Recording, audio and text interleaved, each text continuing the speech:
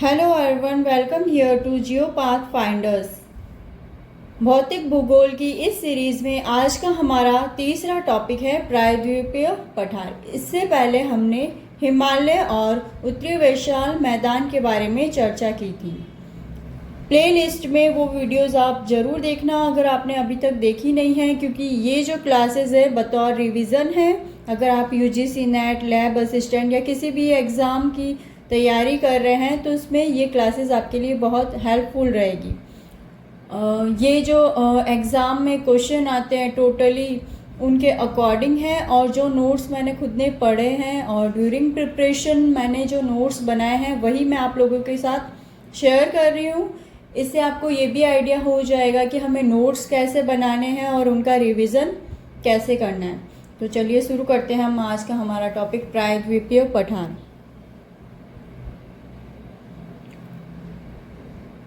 यह भारत का सबसे बड़ा व सबसे पुराना भौतिक प्रदेश है जो गोंडवाना लैंड का हिस्सा है। यह त्रिभुजाकार आकृति में फैला है। इस पठारी प्रदेश की ऊंचाई 600 मीटर है। अब मैं आपको इसका स्ट्रक्चर बताऊंगी। ये जो भारत का दक्षिणी पार्ट है इसे कहा जाता है प्रायद्वीपीय पठार।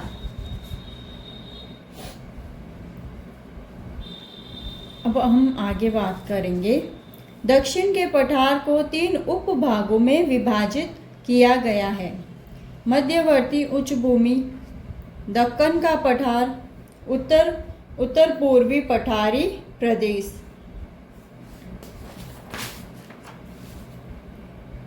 अब हम बात करेंगे मध्यवर्ती उच्च भूमि की। मध्यवर्ती उच्च भूमि, इसकी औसत ऊंचाई 700 मीटर से 1000 मीटर है। इसका ढाल दक्षिण पूर्व से उत्तर पूर्व की ओर है। मध्यवर्ती उच्च भूमि में 4 पठारी भाग हैं। कौन कौन से हैं? मालवा का पठार, बुंदेलखंड का पठार, बघेलखंड का पठार और छोटा नागपुर का पठार। ये एटलस है, इसमें मैं आपको बताऊंगी मध्यवर्ती उच्च भूमि में कौन कौन से क्षेत्र सम्मिलित हैं। पहला है ये रहा मालवा का पठार। यह है मालवा का पठार,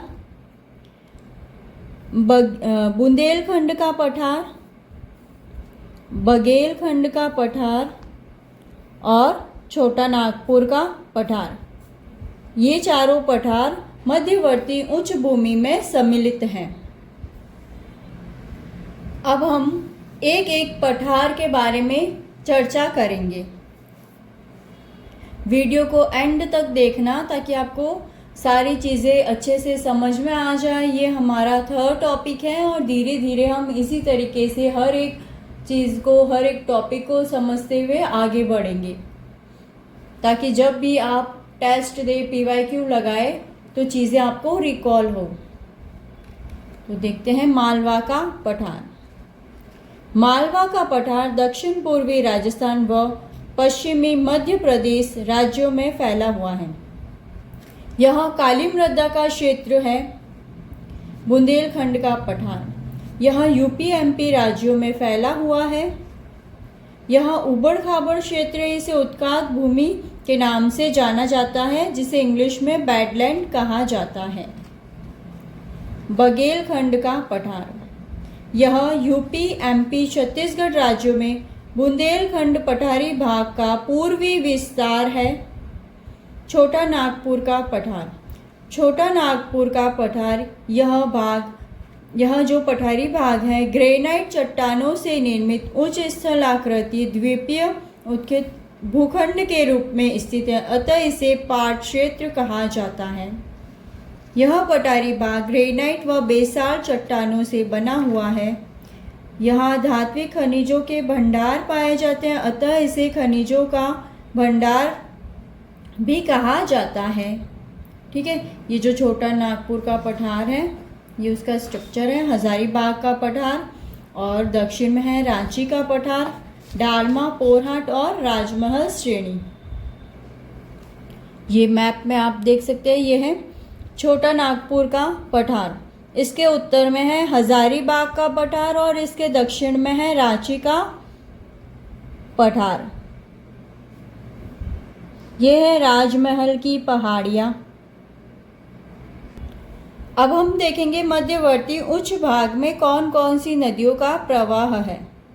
पहली है चंबल, फिर सिंध, बेतवा और केन।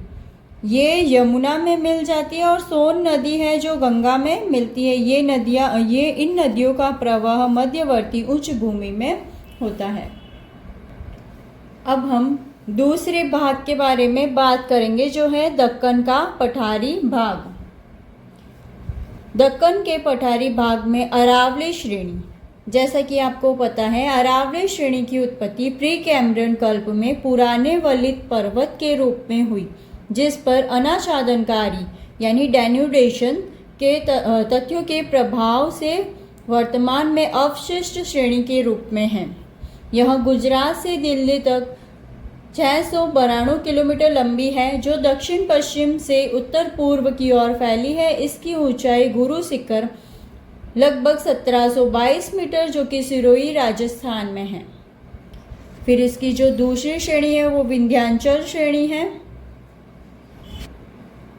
विंध्याचल श्रेणी यहाँ ब्रह्मस कगार के रूप में जाना जाता है, जो भरनेर, कैमूर, पारसनाथ श्रेणियों के रूप में राजस्थान के चित्तौड़गढ़ से बिहार के सासाराम तक फैला है, जो लाल बलुका पत्थर से बना हुआ है।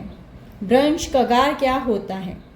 ब्रह्मस घाटी का खड़ा ढाल जो है वो ब्रह्मस कगार कहा जाता है। विंध्याचल श्रेणी हिमालय के अपवाह तंत्र व दक्षिण के पठार के अपवाह तंत्र को अलग करती है। चलिए हम मैप में भी विंध्याचल श्रेणी की लोकेशन देखते हैं। ये है विंध्याचल पर्वत श्रेणी, जिसमें भरनेर, कैमूर की पहाड़ियाँ सम्मिलित हैं। विंध्याचल और सतपुड़ा के बीच में नर्मदा नदी का प्रवाह है।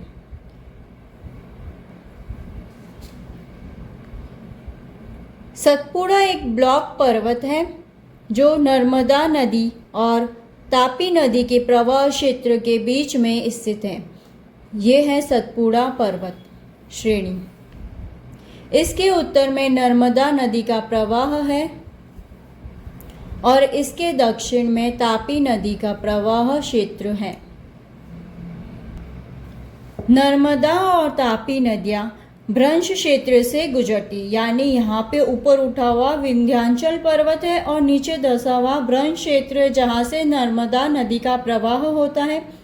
फिर यहाँ पे ऊपर उठा हुआ सतपुड़ा पर्वत श्रेणी है और नीचे धसा हुआ ब्रह्मस कगार है, जहाँ से तापी नदी बहती है। सतपुड़ा पर्वत श्रेणी की सबसे ऊंची चोटी धूपगढ़ है, जो कि महादेव की पहाड़ियों पर स्थित है। महादेव की पहाड़ियाँ मध्य प्रदेश में हैं। और सतपुड़ा पर्वत की दूसरी सबसे ऊंची चोटी अमरकंटक है, जो कि मेकाल पर्वत श्रेणी पर स्थित है। ग्वालीगढ़ महादेव और ग्वालीगढ़ महादेव और मेकाल पर्वत श्रेणी सतपुड़ा का ही भाग है।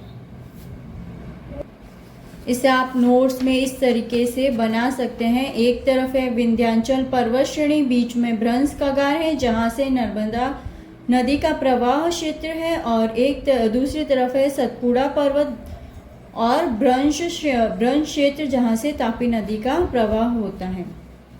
सतपुड़ा नर्मदा और तापी नदी ब्रह्मस घाटियों के बीच में स्थित ब्लॉक पर्वत है। यह 4 भाग में है: राजपीपला, ग्वालीगढ़ महादेव और मेकाल। ये डायग्राम आप नोट्स में इस तरीके से बना सकते हैं। यहाँ पे ये है राजपीपला, ग्वालीगढ़ महादेव और मेकाल, और यहाँ पे है महादेव पहाड़ियों पर है धूपगढ़, सतपुड़ा की सबसे ऊंची चोटी और पंचमढ़ी पर्यटन क्षेत्र है। सबसे ऊंची सतपुड़ा की सबसे ऊंची चोटी धूपगढ़ है। जो कि महादेव श्रेणी एमपी में स्थित है और यहीं पे पर्यटन नगर पंचमढ़ी भी है। सेकंड है अमरकंटक, जो कि मेकाल श्रेणी में स्थित है।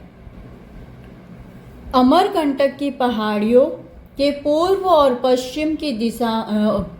पश्चिम में विपरीत दिशा में नर्मदा और सोन नदियां निकलती हैं। अमरकंटक की पहाड़ियों में अपकेंद्रीय अपवह प्रतिरूप पाया जाता है। इस तरीके से आप डायग्राम के थ्रू इसे समझ सकते हैं।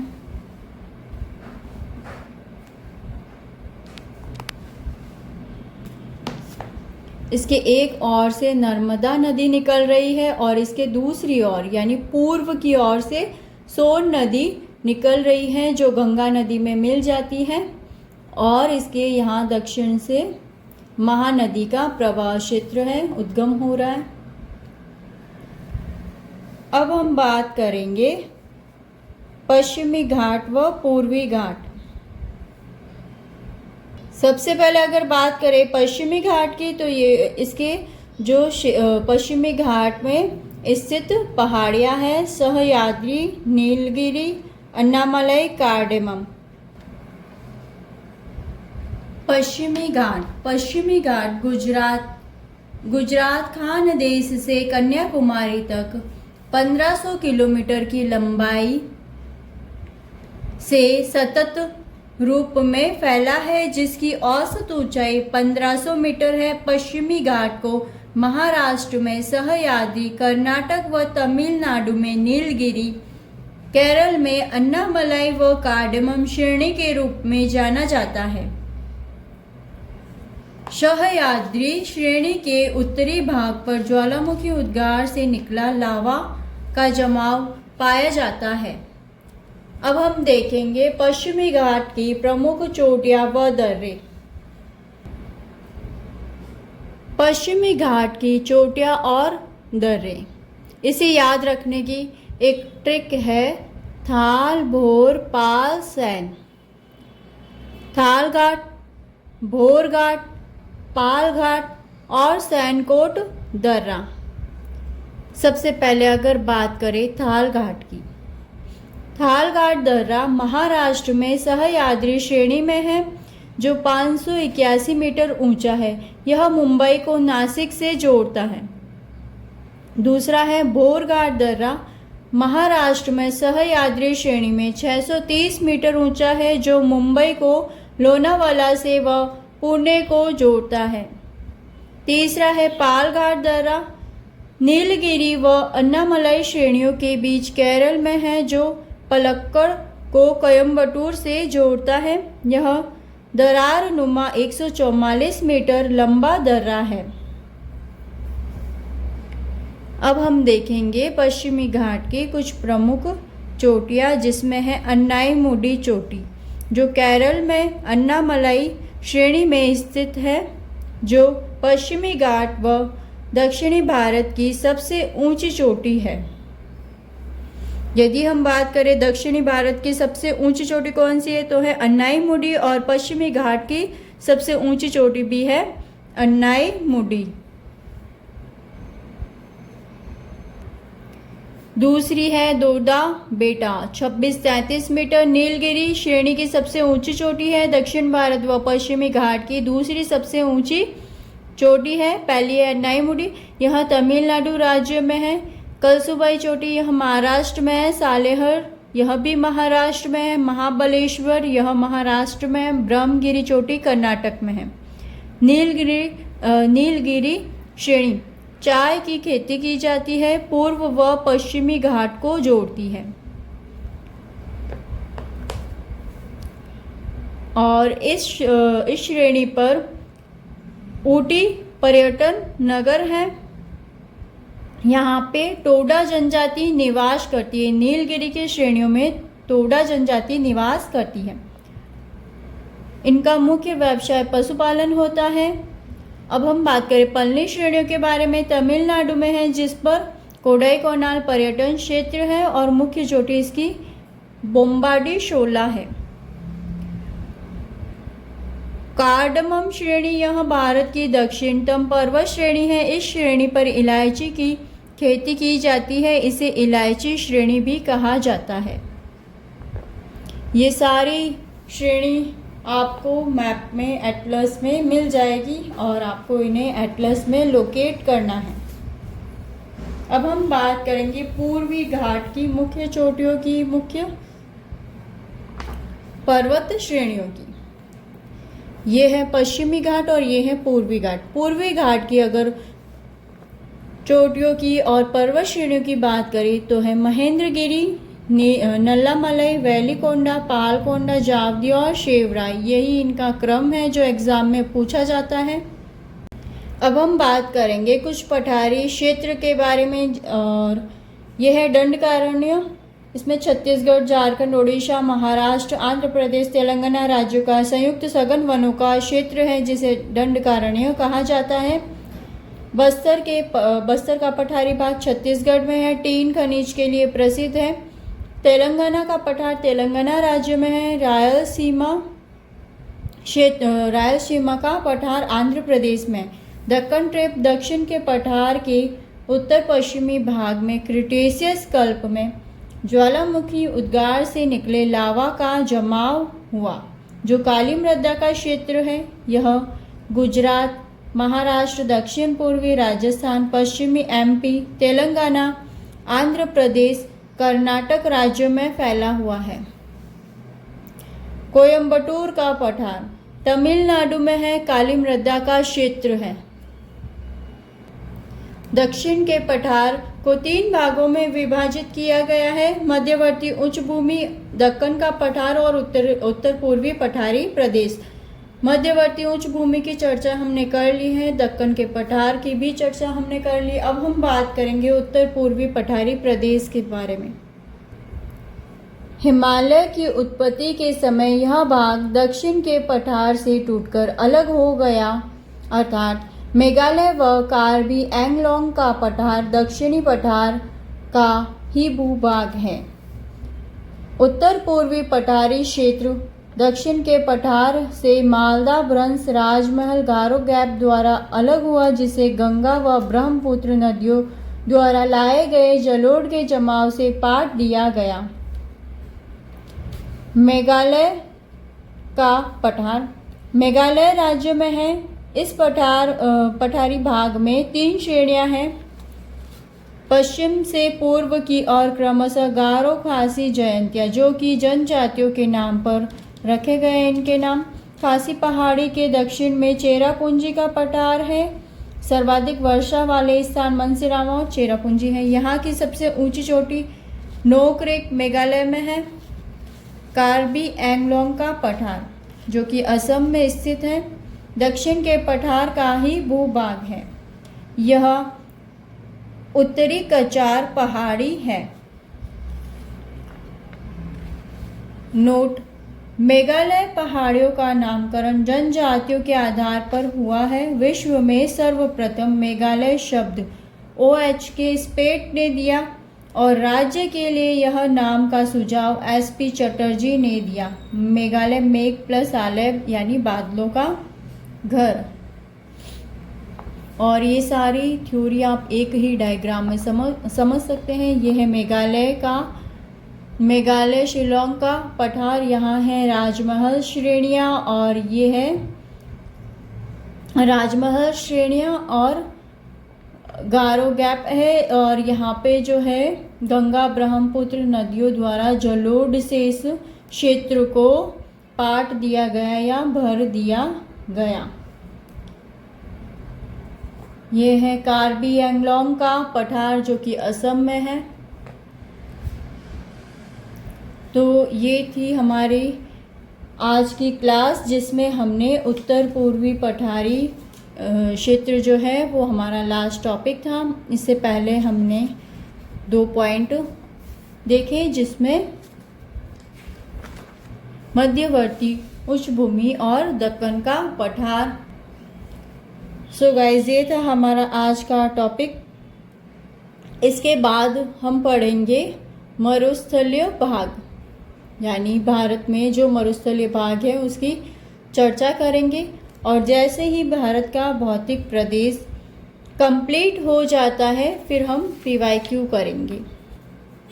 PYQ जो जितने भी एग्ज़ाम्स हो रहे हैं, चाहे RS के हो, असिस्टेंट प्रोफेसर को, UGC नेट के हो, जो ज्योग्राफी से रिलेटेड क्वेश्चन हैं उनके बारे में चर्चा करेंगे। Thank you so much for watching this video. अगर क्लास आपको अच्छी लगी हो तो keep support and like share subscribe also.